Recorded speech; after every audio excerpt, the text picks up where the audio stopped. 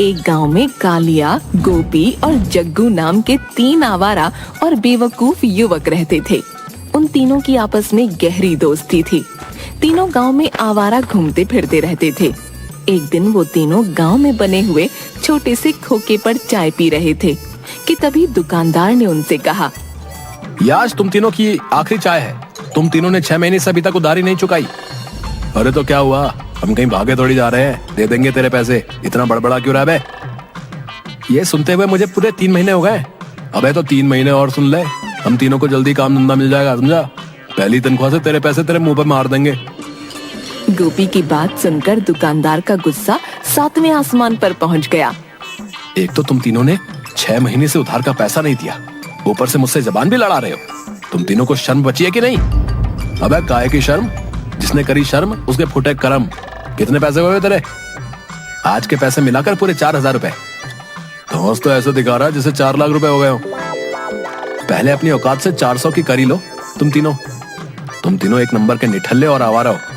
मुझे 3 दिन के अंदर अपनी सारी उधारी चाहिए। अबे पागल हो गया क्या है? 3 दिन के अंदर हम तेरे पैसे कहां से लाके देंगे बे? कहीं से भी ला कर दो। 3 दिन के अंदर मेरे पैसे मेरे पास नहीं पहुंचे तो मैं तुम्हारी शिकायत गांव के मुखिया से करूंगा और तुम्हारे घर के अंदर जाकर तगादा करूंगा। तब कहीं जाकर तुम्हारी अकल ठिकाने आएगी। दुकानदार की बात पर कालिया आग बबूला होकर बोला, क्या बोला तू? अबे जरा से पैसों के लिए हमारे घर में घुसकर हमसे तगादा करेगा? ऐसा करके तो देख, मार मार के तेरे शरीर में भूसना भर दिया ना, फिर क्या दियो। तभी अचानक वहाँ पर गांव का मुखिया आ गया। उन चारों को आपस में झगड़ते देख मुखिया कड़क कर आवाज में बोला, क्या हुआ, तुम चारों आपस में झगड़ा क्यों कर रहे हो बे? देखिए मुखिया जी, एक तो इन तीनों ने 6 महीने से चाय का एक पैसा भी नहीं दिया और जब मैंने इनसे पैसे मांगे तो उल्टा मुझसे बदतमीजी करने लगे। मुखिया जी, हमने इससे बोला था कि हम इसके पैसे जल्द से जल्द लौटा देंगे, मगर ये घर में घुसकर तगादा करने की धमकी दे रहा है। सही तो कह रहा है वो। हमें थोड़ा सा वक्त चाहिए मुखिया जी। ये हमसे बोल रहा है कि 3 दिन के अंदर पैसे चाहिए। भला हम 3 दिन के अंदर पैसे कहां से ला कर देंगे? इसकी चाय तो तुम खूब मजे से और चटकारे ले लेकर पीते हो बे, और पैसे देने के नाम पर बोल रहे हो कि कहां से ला कर देंगे। तुम तीनों के अंदर शर्म नाम की कोई चीज है या नहीं? इतने हट्टे कट्टे नौजवान होकर तुम चाय तक के पैसे नहीं दे पा रहे? शर्म आनी चाहिए तुम तीनों को। मुखिया जी, मुझे मेरे इनसे पैसे दिलवा दीजिए।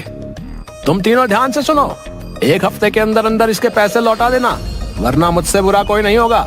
अब निकलो यहाँ से। वो तीनों वहाँ से चले जाते हैं और एक पेड़ के नीचे बैठकर सोचने लगते हैं। अबे यार, बुरे फंस गए यार। अब 4000 रुपए 1 हफ्ते में कहां से ला कर देंगे वे? अबे चिंता मत कर, कहीं से इंतजाम कर लेंगे। कहां से इंतजाम करेंगे? मेहनत मजदूरी करना हम जानते नहीं, पैसे कहां से आएंगे? ऊपर से मुखिया भी हमको धमकी देकर चला गया। तभी वहाँ एक भिखारी आकर उनसे भीख मांगने लगता है। भगवान के नाम से कुछ दे दो बेटा।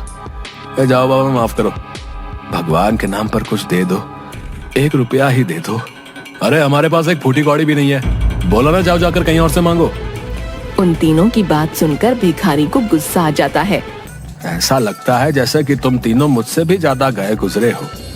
ये लो, मेरी तरफ से 5 रुपया तुम रख लो। उसकी बात सुनकर वो तीनों गुस्से से आग बबूला हो जाते हैं। अबे तेरा दिमाग तो ठीक है बे? क्या तू हमें अपनी तरह भिखारी समझ रहा है बे? हाँ क्या? क्योंकि तुम्हारी हालत तो मुझसे भी ज्यादा बदतर दिखाई दे रही है। हम तीनों के पास कोई काम धंधा नहीं है, समझा? इसलिए हम यहाँ पर फालतू बैठे हैं। तुम तीनों के मतलब का बस एक ही काम है, तुम भी भीख मांगना शुरू कर दो। लेकिन याद रखना, तुम्हें कोई भीख भी नहीं देगा, क्योंकि भीख भी देखकर दी जाती है। और तुम तीनों तो हट्टे कट्टे मुस्तंडे हुए हो, लानत है तुम पर। ये कहकर भिखारी वहाँ से चला गया। अरे यार, अब तो भिखारी भी हम लोगों के मुंह पर भला बुरा बोलकर जाने लग गए, और ऊपर से हमें भीख मांगने की सलाह देकर गया है। जग्गू उन दोनों की बात सुनकर कुछ सोच कर बोला, वैसे कुछ गलत बोलकर नहीं गया, काम बुरा नहीं है। अबे तू पागल हो गया क्या? तू ये कहना चाहता है कि हम सभी भीख मांगे? गांव में हमारी रही सही नाक भी कट जाएगी। तो मैं कब कह रहा हूँ कि गांव में भीख मांगेंगे, दूसरे गांव में जाकर मांगेंगे। मैंने सुना है कि ये भिखारी एक दिन में बहुत कमा लेते हैं। नहीं, ये काम नहीं करना। मेरी बात तो सुन, सिर्फ 1 हफ्ते की बात है।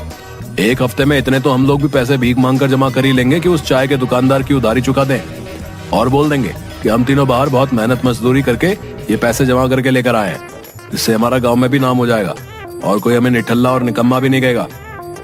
जग्गू की बात सुनकर गोपी और कालिया की आंखों में चमक आ गई। लेकिन यार हम तीनों को भीख देगा कौन? जब हमसे कोई भीख मांगने आता है तो हम उससे खुद बोल देते हैं कि कोई काम धंधा नहीं कर सकता क्या?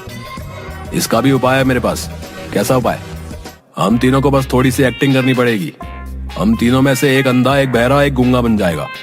उसके बाद हम तीनों का काम आसान, लोग हम पर तरस खाकर आसानी से भीख भी दे देंगे, समझे?